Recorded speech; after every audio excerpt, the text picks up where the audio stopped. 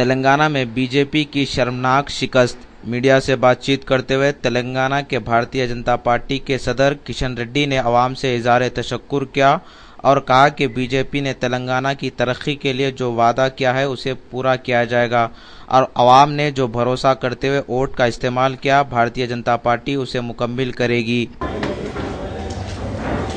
ఎన్నికల ఫలితాలు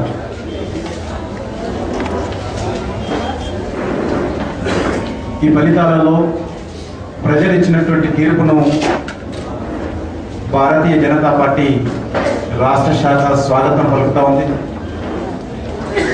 ముఖ్యంగా దేశవ్యాప్తంగా బీజేపీకి అనుకూలంగా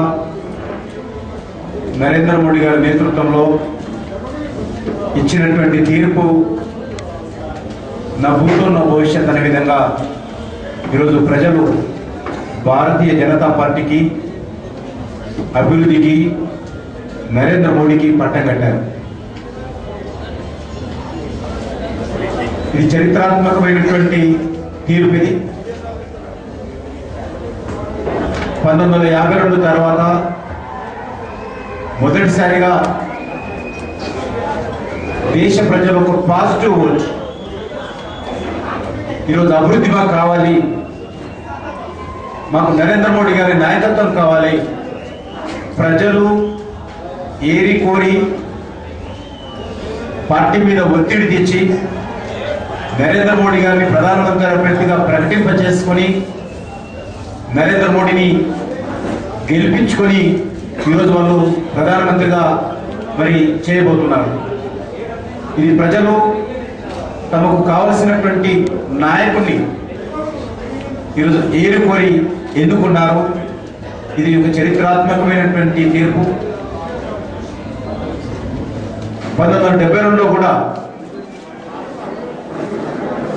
ఎమర్జెన్సీకి వ్యతిరేకంగా, అత్యవసర పరిస్థితి వ్యతిరేకంగా, ఇందిరాగాంధీ నాయకత్వానికి వ్యతిరేకంగా ఆ రోజు ప్రజలు తీర్పిచ్చారు। ఎవరు నాయకుడు ఆ రోజు తెలియదు, కానీ ఒక నెగటివ్ ఓటు ఆ రోజు చాలా స్పష్టంగా ప్రజల ముందు కనిపించింది। ప్రభుత్వం యొక్క విసురులు కావచ్చు, కానీ 2014 ఎలక్షన్ ఇది a combination of positive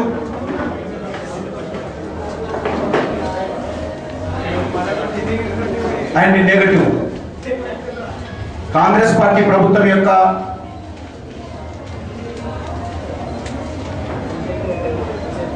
అవినీతికి, అసమర్థ నాయకత్వానికి, ప్రజల మీద భారం మోపేటువంటి అధిక ధరలకు, అధికార దుర్వినియోగానికి వ్యతిరేకంగా దేశ ప్రజలు ఒక్కొక్క తీర్పునిస్తూ ఈ యొక్క తీర్పులో వాళ్ళు మార్పు కోరారు। మార్పులో వాళ్ళకు నరేంద్ర మోడీ నాయకత్వం కావాలని ప్రజలు ఎంచుకున్నారు। ఆ రకంగా ఈరోజు నరేంద్ర మోడీ గారిని బీజేపీ వాళ్ళు గెలిపించుకున్నారు। 1989 తర్వాత సంకీర్ణ రాజకీయాలకు మరి ఆధారపడి కేంద్ర ప్రభుత్వం నడిచింది 1989 నుండి।